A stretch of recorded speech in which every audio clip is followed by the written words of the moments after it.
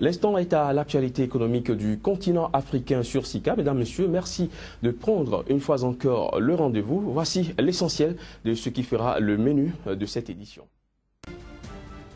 Le Niger accorde un permis d'exploitation d'uranium à Govies Niger Holding, une filiale de la société canadienne Govihite Power Exploration. 676 millions de dollars seront investis par la société. Le Sénégal a multiplié ses exportations vers la Chine par 4 en l'espace d'un an. Elles sont passées de plus de 18 milliards en 2014 à plus de 70 milliards de francs CFA en 2015. Et puis tous les indices de prix des principaux marchés de matières premières sont attendus à la baisse en 2016. C'est ce qui ressort d'un nouveau rapport publié mardi par la Banque mondiale. Voilà pour les titres, bienvenue à tous. Le Niger a accordé un permis d'exploitation d'uranium à Govies Niger Holding, une filiale nigérienne de la société canadienne Govihite Power Exploration. Le permis est délivré sur les 250 km² du site de Madawela, à quelques kilomètres de la mine à ciel ouvert d'Arlit, où opère le français Areva. La société canadienne s'engage à des investissements de près de 676 millions de dollars dans le cadre de l'exploitation du site. Le Sénégal a multiplié ses exportations vers la Chine par 4 en l'espace d'un an. Elles sont passées de 18,763 milliards en 2014 à 70,042 milliards de francs CFA en 2015. Il s'agit de chiffres rendus publics lundi dernier par le gouvernement sénégalais. Les produits halieutiques, agricoles et les minerais sont les principaux moteurs de cette croissance exponentielle. Le volume des exportations sénégalaises en direction de la Chine a connu une croissance exponentielle en 2015. Il est passé de 18,763 milliards en 2014 à 70,042 milliards de francs CFA en 2015, soit une hausse de 273,28% en valeur relative. L'annonce a été faite lundi dernier par le ministre sénégalais du Commerce, Alioune Sarr, à l'occasion de la visite à Dakar du vice-ministre chinois du Commerce. Les exportations des produits de la pêche, des produits agricoles, notamment arachides et sésame, des produits alimentaires et les minerais ont été les principaux moteurs de cette croissance. Le Sénégal a multiplié par 2 la valeur de ses exportations de produits halieutiques et d'huile brute d'arachide et par 5 celle du sésame. Le pays a quadruplé celle des exportations de minerais et multiplié par 30 les expéditions de graines d'arachide, le faisant passer de 1,177 milliards à 31,155 milliards. Parmi les principaux partenaires commerciaux du Dakar, Pékin passe ainsi de la 24e place en 2013 à la 5e en 2015, derrière le Mali, la Suisse, l'Inde et la Côte d'Ivoire. La Chine passe néanmoins devant la France, partenaire historique du Sénégal, et les Émirats arabes unis.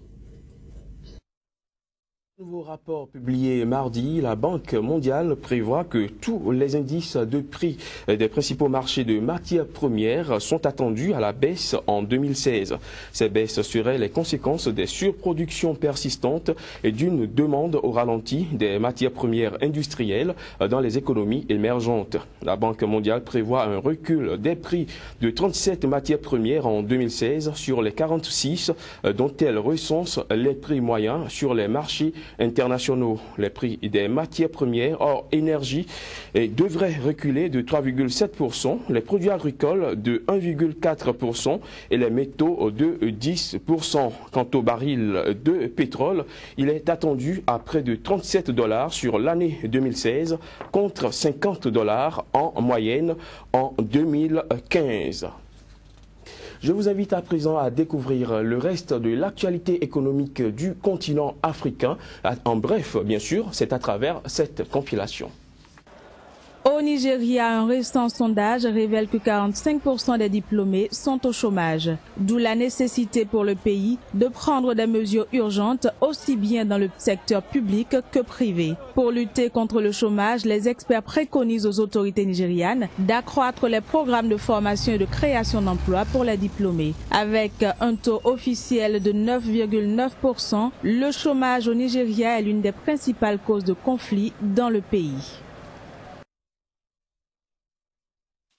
On reste au Nigeria, mais pour parler cette fois-ci de la récolte cacaoyère. Et à en croire l'association du cacao du Nigeria CAN, les nouvelles ne sont pas reluisantes dans ce secteur. En effet, la récolte cacaoyère pourrait reculer de 60% à mi-campagne en raison de la sécheresse prolongée que connaît actuellement le pays. La zone qui fournit 70% de la production nigériane n'a plus connu de pluie depuis la fin du mois d'octobre. Première économie d'Afrique, le Nigeria se classe dans le top 5 mondial des producteurs d'or brun et a vu sa récolte chuter de 20% au terme de sa saison 2014-2015.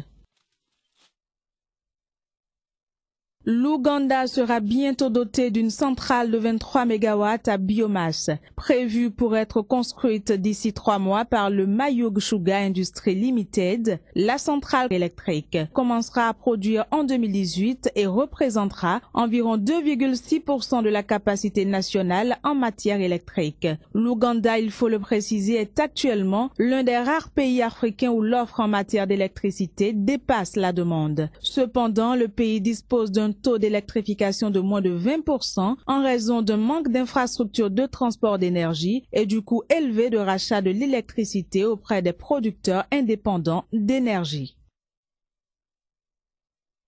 La Banque mondiale vient de publier un rapport sur les perspectives des prix des matières premières. Ce rapport révèle que les cours des produits agricoles ont reculé globalement de 1,3% en 2015 et devraient encore plonger pour l'année 2016. Mais le rapport n'apporte pas que de mauvaises nouvelles. En effet, il annonce le repli des prix de certaines matières premières, notamment le maïs et l'orge. Par ailleurs, les prix du cacao connaissent une hausse et devraient se stabiliser à 2,97 $ le kilo.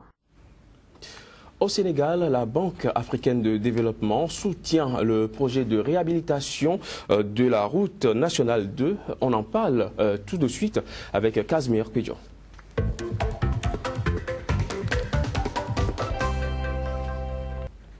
Casimir Pédior, bonjour. Bonjour Emmanuel. Le Sénégal bénéficie d'une enveloppe de 80 milliards de francs CFA, je crois, sur 237 milliards de francs dont il a besoin pour la réhabilitation de la Nationale 2. Bien sûr, après la Nationale 1, le Sénégal vient de bénéficier de la part de la Banque africaine de développement de cette cagnotte financière, soit les 33,75% du montant global du projet, vous l'avez si bien dit, et désormais c'est chose faite, la Nationale 2 pourra être réhabilitée. C'est encore appelé la zone UEMOA parce que reliant la capitale sénégalaise, donc Dakar, à celle du Mali, Bamako, et également Dakar à Madrid. Et donc voilà, désormais le Sénégal a frappé fort et a trouvé le financement au niveau de son partenaire habituel qu'est la Banque africaine de développement. Mais pourquoi la Nationale 2 suscite autant d'intérêt? Bien sûr, la Nationale 2 suscite assez d'intérêt parce que, je l'ai dit tantôt, c'est l'as UEMOA, donc reliant deux villes, le Mali, qui n'est pas un pays bénéficiant des infrastructures naturelles telles que la mer. Donc, le Mali a pour port naturel, donc, Dakar et d'autres villes de la sous-région. Alors aujourd'hui, la Nationale 2, ça va être un goulot d'étranglement en termes de transport des marchandises vers Bamako.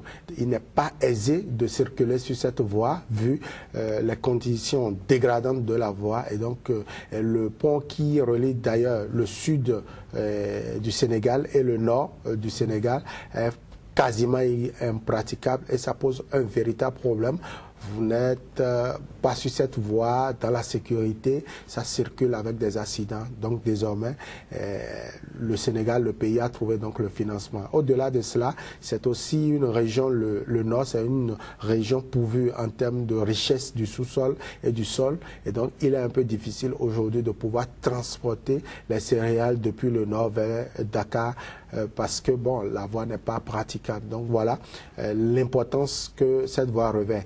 Aussi, c'est la voie qui relie, je dirais, l'Europe au continent africain à travers Dakar, depuis Dakar, Nouakchott jusqu'à Madrid, je le disais tantôt. Donc, voilà l'importance aujourd'hui que revêt cette voie-là. Et donc, il faille trouver forcément un mécanisme pouvant permettre de réhabiliter cet axe-là pour permettre une certaine fluidité du trafic. Alors, dans le cadre de la réhabilitation de l'AS, on parle également de la réhabilitation des infrastructures socio-économiques de base.